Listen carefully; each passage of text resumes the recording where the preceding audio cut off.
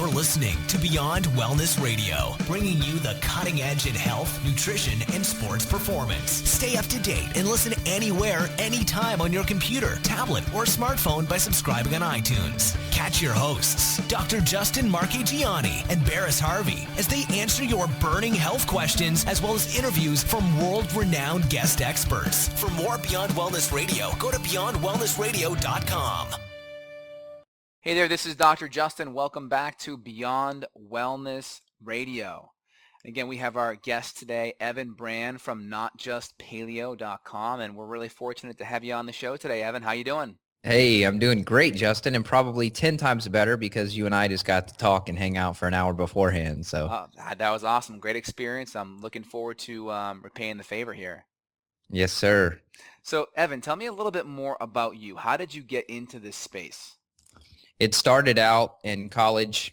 I realized that the nurturing of my grandparents and my parents and all that had been shielding me from the reality of becoming a man. And I realized that once you get your first taste of real stress of being an adult, that it tends to put an impact on your health.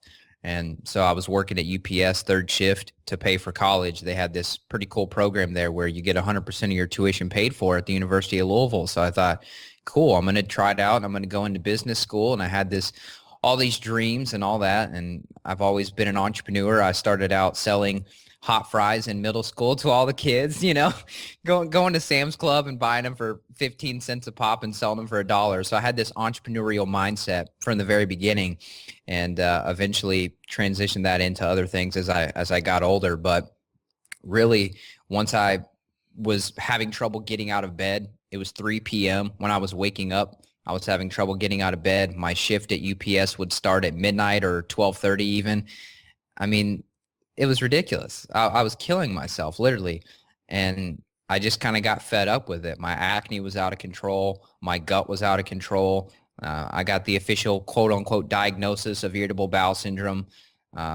So it was just sort of a combination of all these things that really started to add up. And I got fed up with being told that all I could do was take acid blockers and I don't even know what all. I mean, just ridiculous recommendations that had nothing to do with what was actually the problem. So I think often the best teachers are the ones that struggled themselves with their health. And so I'm kind of the perfect candidate for that. Totally makes sense. So how was your transformation? Like, what was it like? So you had all these issues, you had some of the IBS, you had the skin issues. What were some of the first steps that you took to kind of get better and heal yourself? Well, I had a friend who was into amateur bodybuilding. And so I took this super high protein approach, just tons of chicken breast and green beans and broccoli and rice and pasta at the time because, you got to be high carb, right, to be an athlete. So I put on a pretty good amount of weight. I went from 120 pounds to about 170 in about a year or two. So 50 solid pounds and stayed relatively lean, but my stomach was still screwed up. And then I found out, pasta has gluten. Gluten tears up your stomach. And so I pulled it out, and then magically all of a sudden my acne was not nearly as bad, and I wasn't running to the bathroom with diarrhea. And I was kind of like, whoa, this is ridiculous. One little tweaking of the diet, pulling out it was a food group, man. It really was. Pulling out that food group of pasta was enough to make me feel better. So that was kind of the catapult into, I guess, what you would call the alternative health space. I hate that it's called alternative, but that was my entry point. And then from there on, delving into supplements, delving into herbs, adaptogens, smart drugs. I mean, I've done the gamut of, float tanks and acupressure mats and just anything and everything that may make me better or feel better or think better. I'm down with that. So what was your experience from people around you and your healthcare providers when you're like, I'm going to just cut out this food group called grains? What was your experience? Was there blowback? There always is. I mean, even my grandma, Evan, you need to eat. You're going to get too skinny. You need to eat some bread. Grandma, I'm fine. Look, I promise, And so there was a little bit of blowback, but not so much from the medical profession because I just quit seeing them. So I didn't have the opportunity to go back and waste my money saying, hey, look, I'm better. Here's what you need to teach your people. So I'm curious to what they would have said, though. Isn't it amazing how from certain people, I find this when you're telling your story to people that feel guilty, the response is like, oh, isn't that extreme? You just need a little more balance or moderation in your life. Right. It's like, And well, it's like try telling Superman that he just needs a little bit more moderation with kryptonite, right? right. He needs to be a little more balanced approach with kryptonite because it's just kryptonite, right? Yeah. Yeah. And that's the same thing with people that still to this day, they'll try to offer you just one bite of a brownie or one bite of a cookie as if there's some sort of, if it's less than this threshold that you're fine. And for me, the threshold is 0.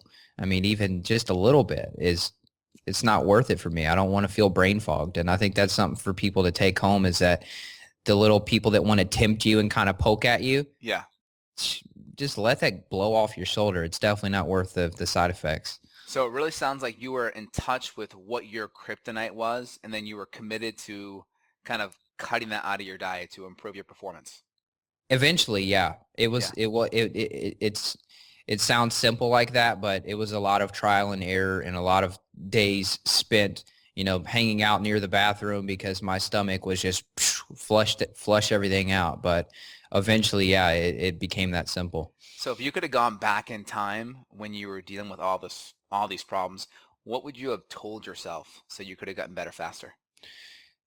That you should not listen to other people mostly, and that you need to listen to yourself.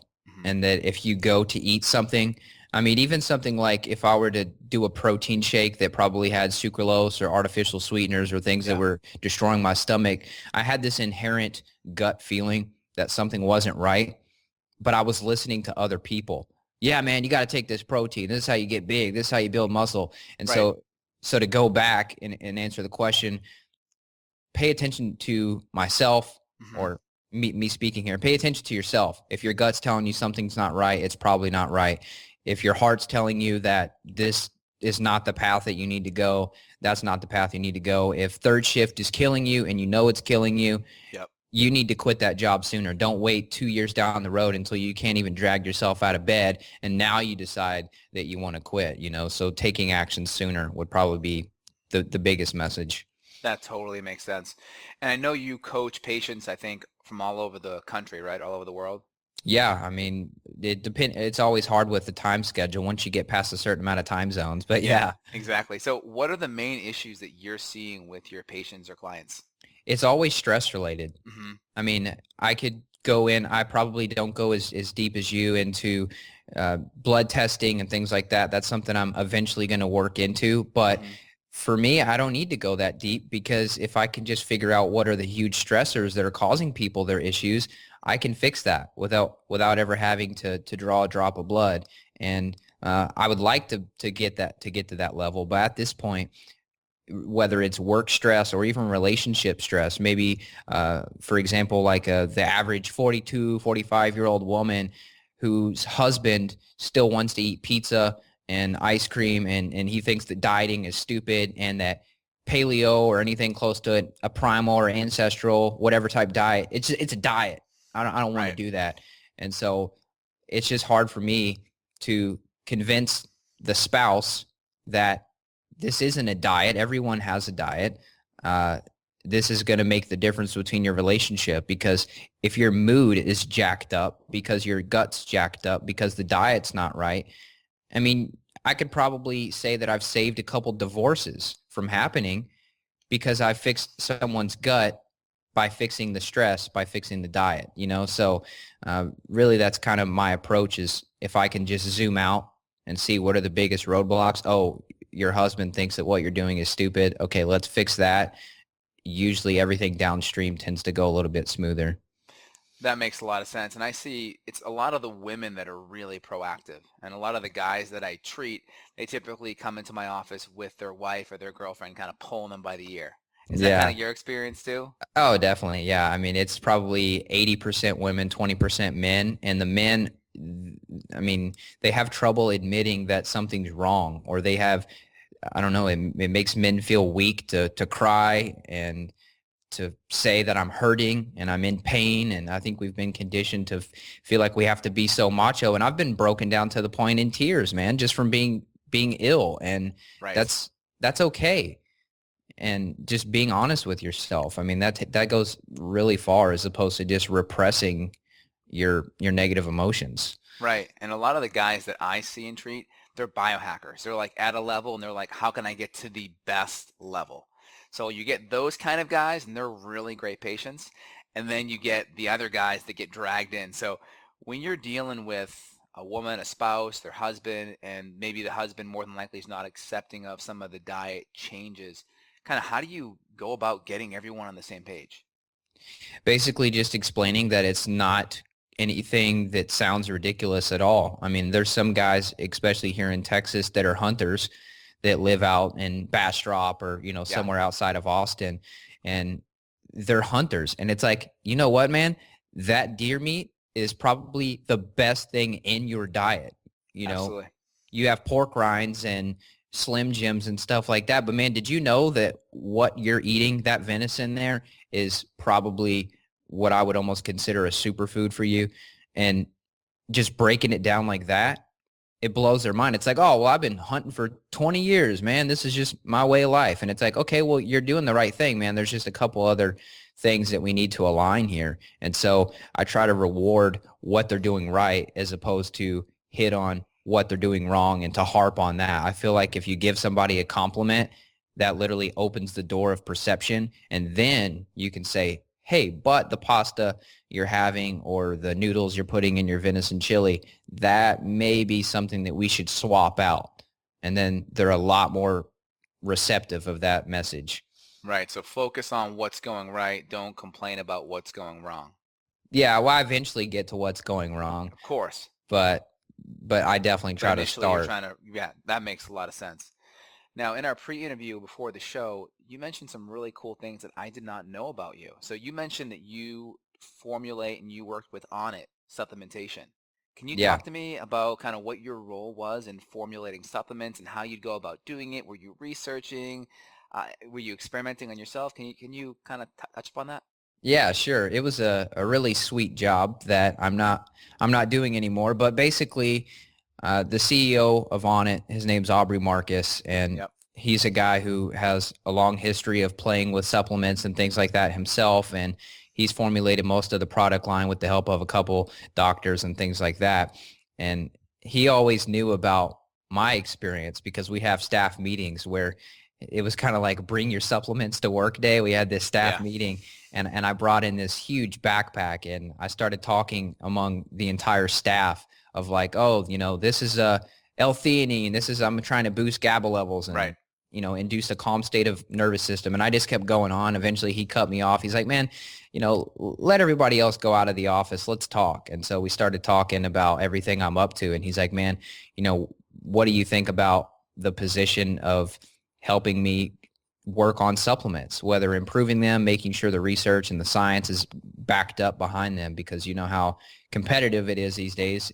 You have to have studies that are going to back up your cordyceps mushrooms, for example, the oxygen utilization that you're going to improving, things like that. Right. So I said, of course, man, that's why I moved down to Austin, was to work for Onnit anyway. So I gladly accepted that position. And I got to try out a couple little top secret behind the scenes, version 2.0s and version 3.0s of supplements that sometimes went really awesome. And sometimes I felt like I had to rip my shirt off and sprint out in the woods, right, to recover because I got boosted up on too many B vitamins a couple times. Right. But it was an awesome experience, and it kind of made me have a deep respect for the combination of nutrients out there, and it really made me respect the position of companies to where they feel like people don't want to have to take 50 pills to get healthy, but you have to be careful and specific on the interactions between different things. And so that was kind of what I learned is, you could, and when you look at science, you could say that, say rhodiola has a good adaptogenic benefit, and you could combine vitamins B5 with it because, B5 is good to support the adrenal glands or something like that. And then, Right. vitamin C is good for that too. So, add vitamin C. But just because something makes sense in the science, when you Right. actually put it into a capsule and put it into a human, you may get a different effect. So I don't know if that answers your question, but that was just a takeaway that I learned from it. Right. So in isolation, things make sense, but when they're combined, they may not quite work the same way you would have thought. Right. So it's just more power to the thought that you really got to test specifically how do blueberries affect you versus raspberries, or Right. how does this vitamin affect you versus this vitamin. So I did a couple cool things behind the scenes and ran some trials myself on a product that's not out yet, but it was a women's product that was pretty sweet, and I got to do the before and after pictures and things like that. So that gives you a little hint of what I was working on, but cool. It was super fun. And then, shortly before my time was up there, I put in a formulation for another product, which may eventually hit the shelf. So if it does, I'm going to be super pumped.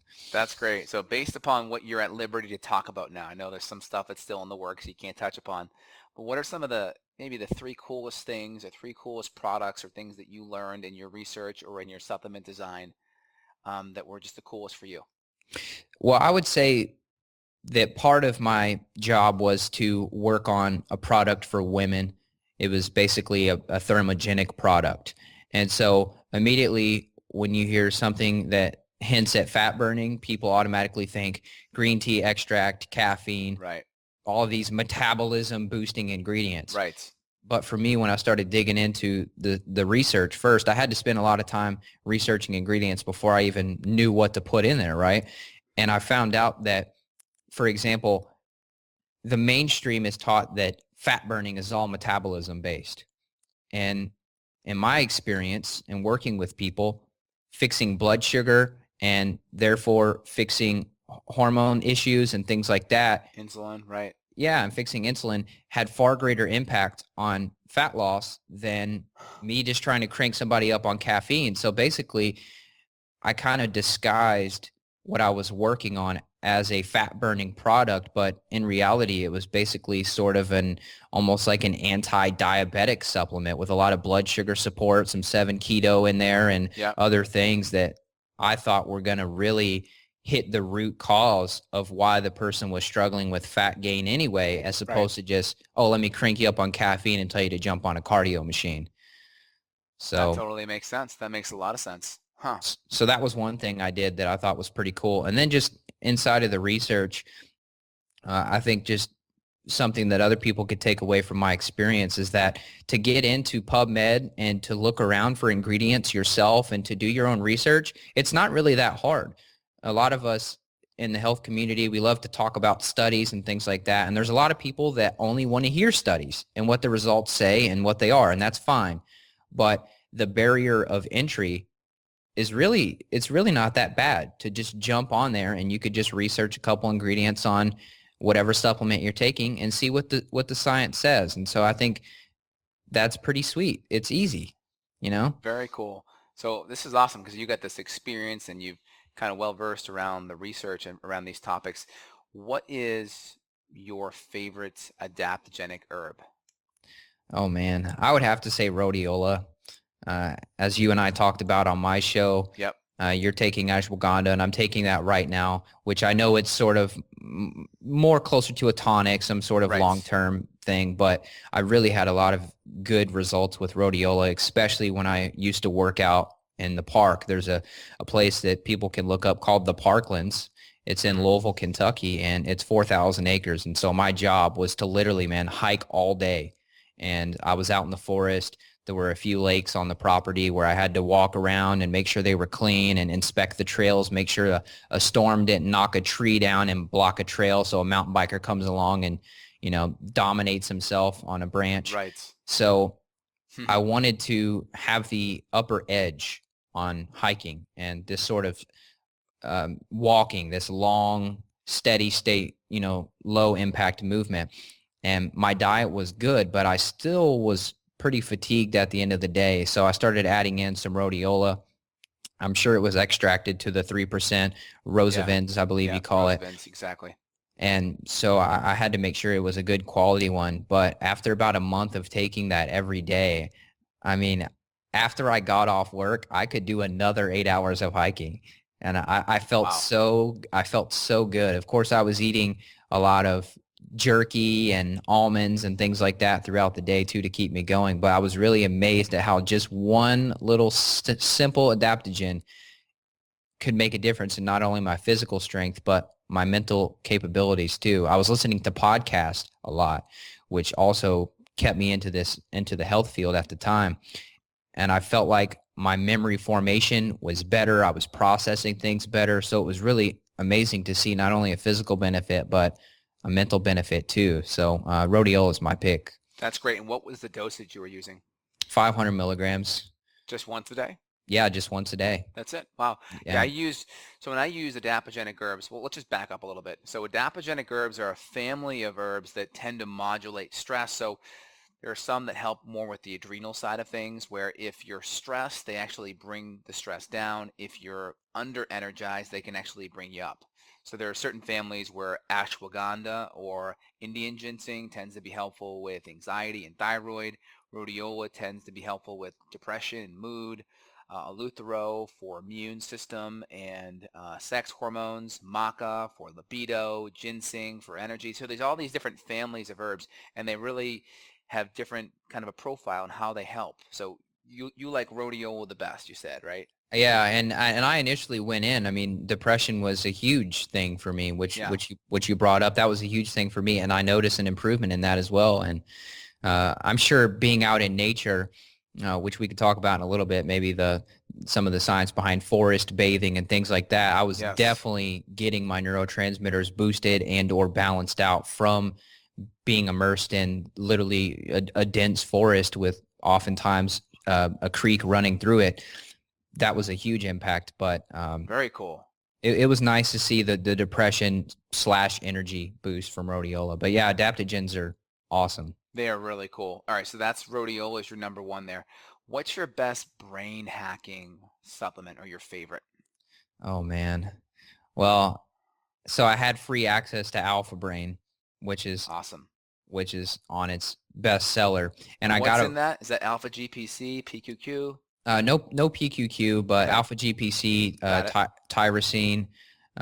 There's a little bit of theanine in there For GABA. and phosphatidylserine. Okay. So just a pretty what's considered more of a balanced brain vitamin. Had a lot of good experience with it. I would say it's definitely in my top 5.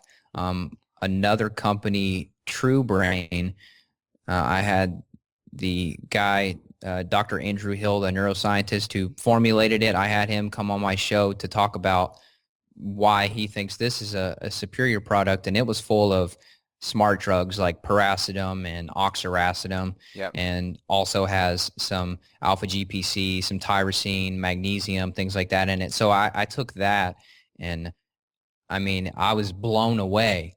But those are two separate categories. You know, you're talking smart drugs that are more synthetic as opposed to Yeah. like a plant-based brain vitamin. So I would say those are probably the top 2.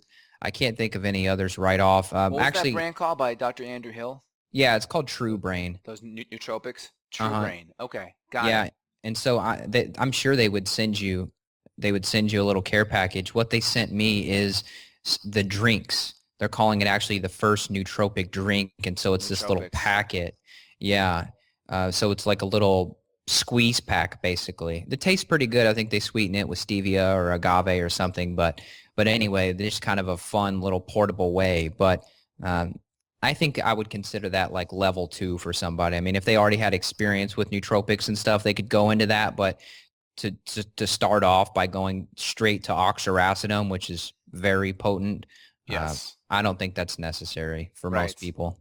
And would you do that every day, or would you more like just save it for like studying for a test, or you're in like a really intense conference for a weekend and you're learning a lot? Like when would you use it, and would it be daily? Definitely not daily for me, and definitely closer to the second thing that you mentioned, conferences. I love to be on adaptogens, especially like Paleo FX, and Yeah. come time for conferences, man, I'm pumping extra vitamins and adaptogens there to be on top of my game. Oh, yeah. And so that's kind of more my use as needed. The first time I had just received it before I was going to take some test for my schooling that I'm going through right now to be a nutritional therapist. And it was a 3-day weekend. And so I took one dosage of it for every day for those 3 days for that entire weekend. And Yeah. everyone else was so burnt out and so fatigued by the end of 3 8-hour work days, basically. And I was still feeling pretty good. I was tired, but I mean, I had a huge improvement in recovery, and I didn't get the gas tank didn't get as depleted as much as it normally would have. Yeah, I mean, I see a lot of these adaptogenic herbs as kind of you could use them every day because the science on them. The Russians did so much studies in the 50s and 40s and 60s on these adaptogenic herbs on their soldiers, on their astronauts, on their athletes to really improve function. They did lots of long-term studies with great success. So I see the adaptogenic kind of being like an everyday kind of thing, and then some of these nootropics as being like an acute, hey, it's finals time, there's a conference coming up, I got to cram and get this book done, or whatever it is, it's being a more punctuated kind of thing.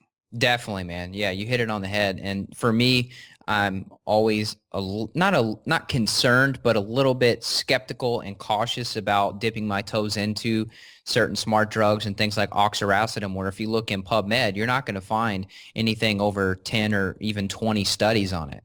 And a lot of the times these were done on rats that were induced with brain disorders. They would give rats Parkinson's or something like that and then test it, which is showing great benefit.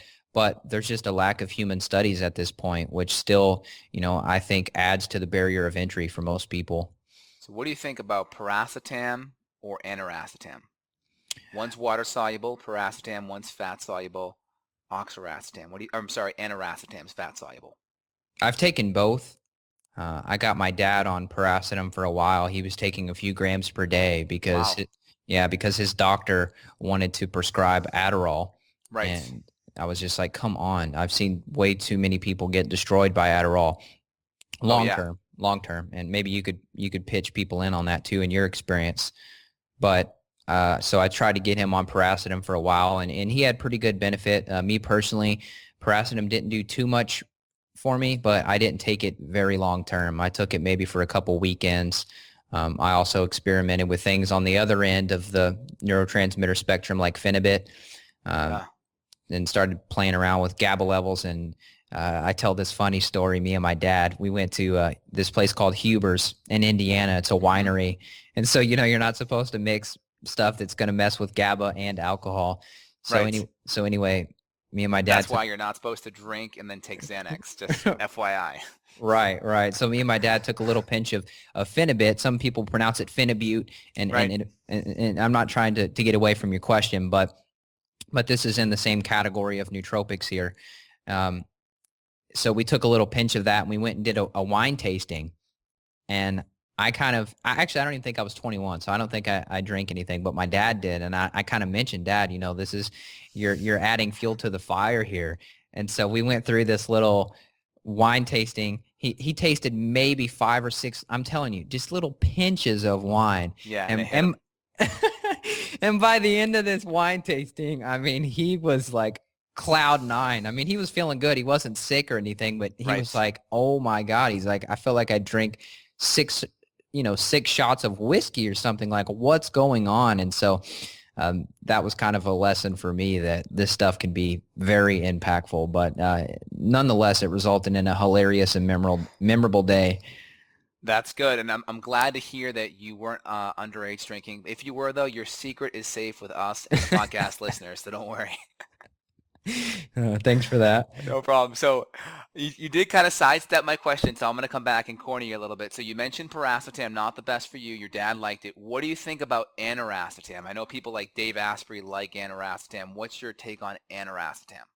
So I actually have a bottle of aniracetam from when Dave was actually still, I don't even know if you would call it illegally selling aniracetam. Right. It ended up getting pulled off because you can't really do that. But right. I still have a bottle of it, and I mean, it's great stuff. So when I drove down here to Austin, it's a 15-hour drive from Louisville, Kentucky. When I moved down here, I took 2 capsules of Aniracetam, man, and that is by far the greatest thing I could have done to improve my my mental focus, for one, on the road. You know how you can start to get sleepy on road trips. Yeah. I was zoned in, man. I was grabbing that steering wheel. I was It's like, you're jamming on. to music. I'm like, get me there, you know? And so that is, I'm more of an acute user of it, but honestly, I haven't touched it in the last 6 months, probably even a year. But when I did use it, my brain was on a whole nother level. And while I was driving, of course, a road trip's a good time for anybody to think,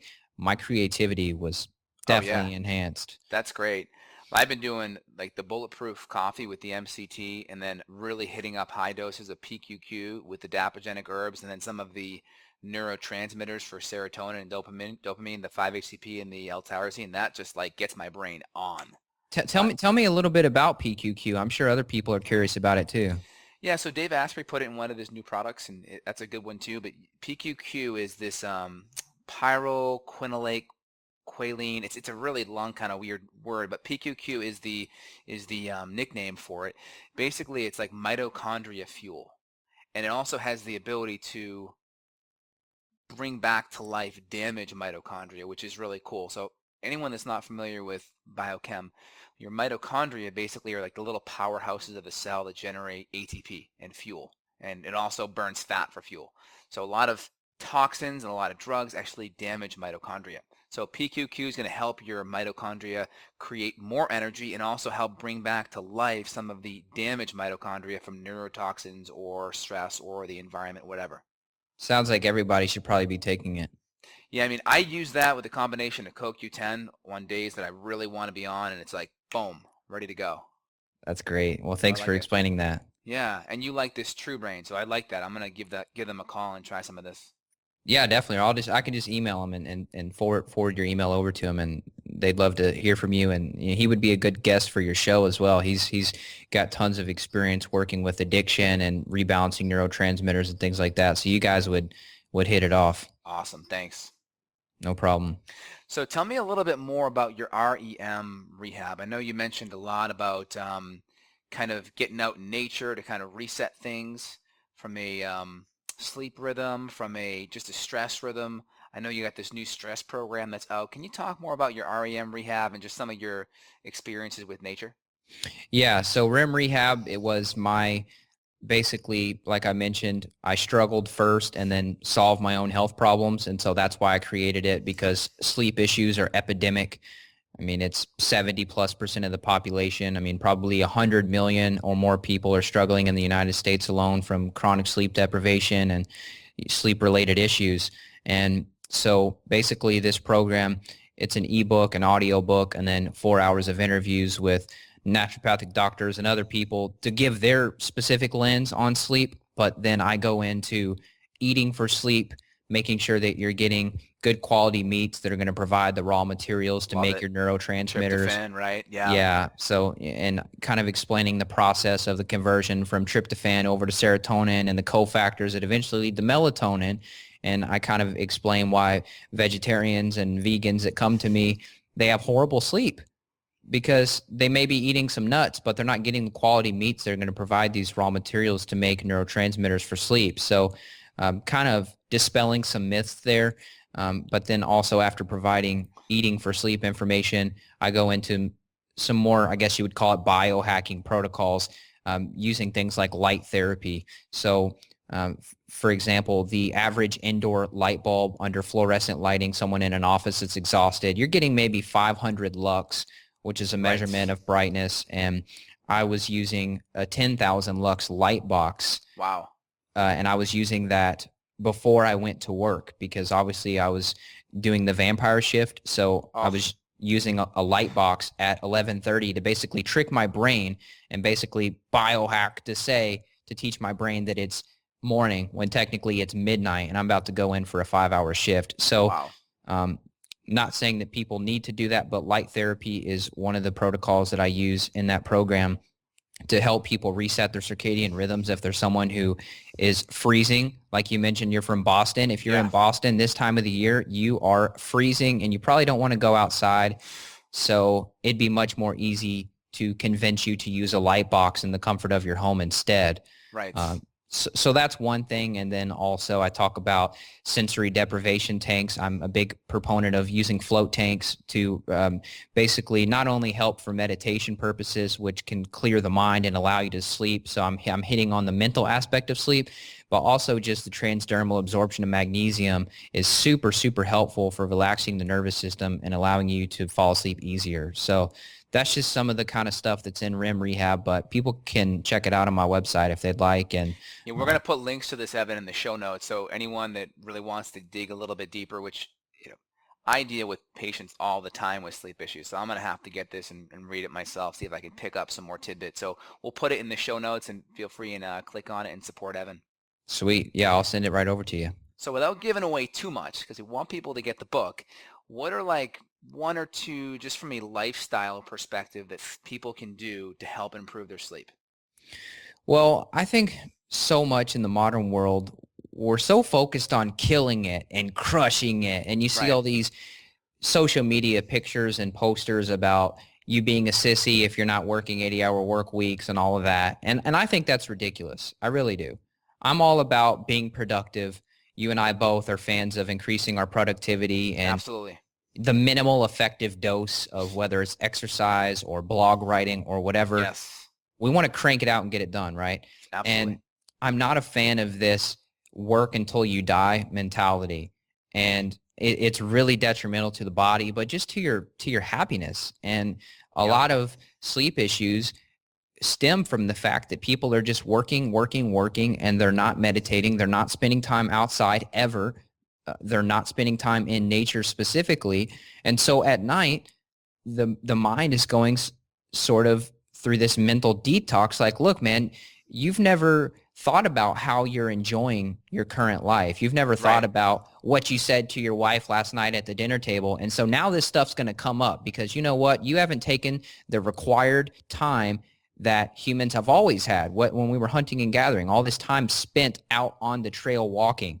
I think that was a time for mental decompression, and we simply don't have that. So one of the things that I hit on is the fact that you have to integrate some sort of either meditation practice, whether it's even just a 5 or 10 minute walk around the block, Right. something to open these channels of thought to really expel some of these pent up emotions and pent up thoughts so that they're not keeping you up at night. And I think that's huge.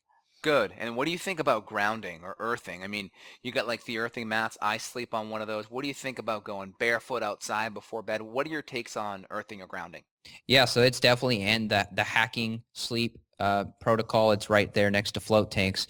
I was sort of skeptical of earthing mats and things like that before. I definitely have one, and I sleep on one a few nights a week myself. But it's a no-brainer. Yeah. It's one of those things where people have to have some scientific explanation. It's like there's not even a need to explain it. We've always been bare feet. We've always been immersed in nature. We were always touching the grass or touching the dirt or touching the trees. So to be skeptical about the idea that that could heal and even reduce inflammation and improve your sleep quality, I mean, it's a no-brainer. So yeah, I love the idea of earthing. And for people that are traveling over multiple time zones, I'd say anything more than like 3 or 4 time zones, that's the best thing you can do. I told my dad when he flew over to China for work, and I told him, I said, Dad, when you get over there, you're going to be jacked up. You need to make sure that you get your bare feet on some grass over there and take a little bit of melatonin to make sure that you're going to adjust. And he said that it helped him. So yeah. And I think just to add on to that, I think exactly what you said, and taking the melatonin at sunset, but also being grounding and watching the sun rise is really helpful. Gets that pineal gland and the hypothalamus just like, all right, this is the new rhythm now. Sun's coming up. Cortisol needs to come up now. So I totally agree. yeah, and I also try to have this undertone of adding spirituality to your overall life.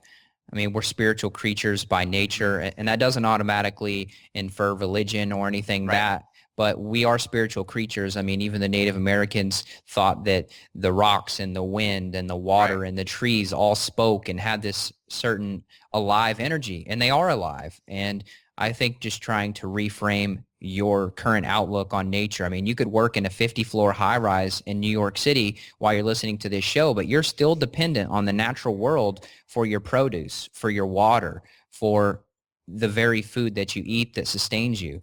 And so I think trying to bridge the gap between that disconnection to the natural world can be really helpful for not only reducing your stress, but therefore improving your sleep quality.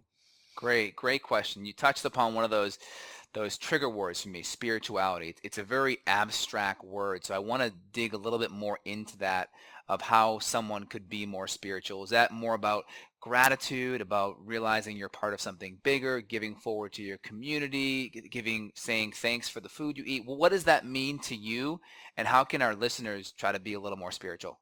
Yeah, I would say a gratitude journal is the best place to start. Actually, I just had to look at a study yesterday talking about how people like you and I, people that are healthcare practitioners, Right. are chronically stressed and Right. more stressed than the average person. And so they took some nurses and had them do either a complaint or a gratitude journal. And then, of course, there was a control group. And they had these nurses fill out a gratitude journal only twice per week for 4 weeks. And that was enough to significantly reduce their stress. And I'm pretty sure they threw the word spirituality in there somewhere because that was the context I was searching for. But I mean, healthcare practitioners aside, anybody could add gratitude to their life. It's so easy to get caught up in the first world problems and things like that we really lose sight of the great luxuries that we have presented to us. I mean, a light switch, the availability of clean drinking water, things like that. Those are super amazing things that would blow the minds of people across the planet today. And I totally agree. it's easy to forget that we have that, man. So every time I even take a drink of spring water, it's not like I'm bowing down to it, but I just try to I'm so thankful for this water that's going to hydrate me right now. I agree. So. I think you hit it right on the head, is really just realizing, we're a part of something deeper, and then really having gratitude and thanks and a humility for it. I start my day personally. I wake up, I get my shoes on, and I do some breathing to really change my state. And I go into a state of gratitude for about 5 to 8 minutes, just as I'm walking, and I'm just kind of talking to myself or thinking out loud of just all the things in my life that I'm thankful for. And it's a huge shift in the stress. Oh man, that's beautiful. You're already a proponent, and it sounds like you're already experiencing the results too, which matters the most. Especially a lot of the people that listen to our show, they're doers, they're executives, they're entrepreneurs, they're out there doing, and it's so easy when you're motivated to be just focusing on what's next, and you're focused on getting to point B, but you're like haven't looked behind you and seen how far you've gone from A to B, and you got to like kind of have some gratitude and thanks for that. Amen. Yeah. I mean, I'm guilty of that myself. I see the podcast stats and I've hit like 23 on the top health charts. And I'm like, man, I want to be top 10. Yeah. I feel like my content is top 10 worthy, but yet I don't realize that just 2 years ago, I was in my bedroom just scribbling on a little notebook of this idea of what's now called Not Just Paleo, and I had to basically slap myself and say, look, man, look where you've came from. You were just a college kid struggling, and now you're helping people. And it's kind of a slap to the face to really let me reframe and appreciate the journey that I've been on myself. And I think everybody could do some sort of reframing activity like that and find that there's a lot to be grateful for. I totally agree. And I think it has a huge help and a huge support on the neurotransmitters and on the adrenals. And I've talked to and worked with a lot of professional athletes. And when you work with people at a high level, even for them, it never ends. Like, okay, let's say your goal is to get to the NFL or the NBA, right? Once you're there, now the goal is to be the best, to win the World Cup, or to win the national championship, or now it's to be the all pro and get the MVP. So it never ends, even at the highest level. So it's like you got to just stop resetting yourself and really have some gratitude, because it would just never end, no matter how good you're at. Oh, definitely. I think that's part of why we've come to what we are. I mean, if the caveman was happy with the cave, he never would have built a hut. And if the guy who built the hut was happy with the hut, he never would have built the village and then the civilization. And then now we have the mansion, and then you have the speedboat, but now you want a faster boat, you want a bigger boat, so it's just, it's cool to do that. It's awesome to continually advance. And I think that's what makes us a great species, but also we got to appreciate the small wins and look at where we've become. I mean, even a light bulb, something like that would have blown your great grandparents' minds, I think that's really great. Our human needs are infinite. And I totally agree. Just that kind of little exercise and recentering is important. You touched upon meditation. Can you talk about what someone could do if they wanted to get into meditation? Right now, I use the Headspace app because it's like meditation for dummies. It kind of holds my hand through it, and it kind of creates accountability for me. But what are you doing right now for your meditation, and what can our listeners do? Sure. I would just say go for a walk outside. I Yeah. happen to live on a place where there's a patch of land here that's about 50 acres of forest. And I think that's the easiest level of entry. No matter where you are, I know you may be in the city, but I guarantee there's some place you can go and just go for a walk out in nature, whether it's with your dog or just by yourself. And I think that's the best way to get introduced to the idea of meditation. If you're somebody who's heard of it and all you can picture is just somebody sitting there with headphones and binaural beats and their eyes closed and legs crossed and all that, I'm a big fan of moving meditation. And Huge fan. yeah, I mean, and you could probably attest to what happens in your morning walk that you've alluded to. There's got to be some meditative aspect to that. Otherwise, you wouldn't continue doing it. Yeah, absolutely. I totally agree. And I just want to shift gears just backwards a little bit and kind of bring it back to your book, REM Rehab. You mentioned a couple of things there about melatonin. And I use melatonin. I try not to get my patients on it every night unless I see it low on a lab test. I always want to get to the root cause of it. But what's your take, because you're a supplement researcher as well, what's your take on melatonin, on the pineal gland, on the various feedback loops? What's your take on it? Is it safe to use every day? What doses? And how do you kind of wrap your head around that? Definitely not safe for everyday usage. Mm-hmm. It's definitely overprescribed, overabused, overused, and the whatever you call it, alternative health, self-help health category. I mean, it's ridiculous. You'll see 5, 10 milligram melatonin tablets. That's ridiculous. Yeah, And I found that the pineal gland is only going to secrete micrograms. I mean, not even a milligram in most cases. And maybe your lab results, you can fill us in more, but I have never seen the reason to use anything over a milligram, maybe 3 milligrams at the most, an acute use dose.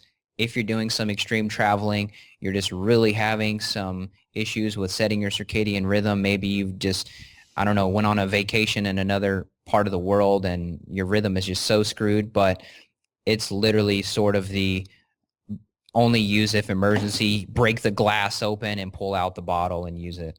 Yeah, I'm kind of the same approach. I try to only use melatonin to reset my cycle for the week if I've been up late. And I only recommend it to patients that, again, have low melatonin on their lab test. And then we'll use, again, I try to do about a half a milligram for myself, or at the most 1 milligram. So I'm in that same boat as you, same camp. Yeah, so I had access to the melatonin, these little chewable tablets that also contained lemon balm and things like that. And so Right. it's a 5 milligram tablet. So if and when I needed to use it, I would literally just nibble a corner and then boom, and then that would be it. And so I'm going to guess that was probably half, maybe 0.75 milligram, and that was enough to do the job. That's great. Awesome. So I think now we're going to wrap up the show here. But before we do that, I want to just give you an opportunity just to kind of fill in our listeners what the 3 most powerful things are that you're doing right now that would help them in their lives. I feel like a broken record, but honestly, going for daily walks in nature. Cool. Right after you and I get off here, I'm probably going to go for another walk. We finally got sunshine back in Austin again. Great. Yes, it's great out today. Number 2, I would say to cultivate and nourish love in whatever aspect. I mean, I got married in July, so I'm still pretty much a newlywed, but just really feeding into love and feeding into a relationship, whether it's, I don't care if you love your dog and that's all you have to love right now, just loving something It really is a powerful thing. And you've heard so many quotes throughout your life, some of them cheesy, some of them really profound about love, overpowering fear. But that's a good one. And then thirdly, I would just try to create some sort of plan on paper for your life. There's a lot of people that are listening to your show that want to take it to the next level, like you've mentioned. And you're focused on B. You can see B. You know what point B is. You know that you want to have your own business. You want to become a health coach, whatever it is.